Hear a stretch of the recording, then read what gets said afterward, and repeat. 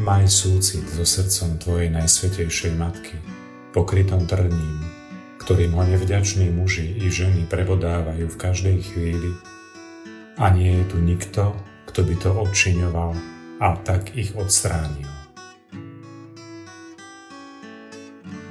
Pozri, dcéra moja, na moje srdce obklopené trňmi, ktorými ho nevďační ľudia neustále zraňujú v každej chvíli svojim rúhaním a nevďačnosťou.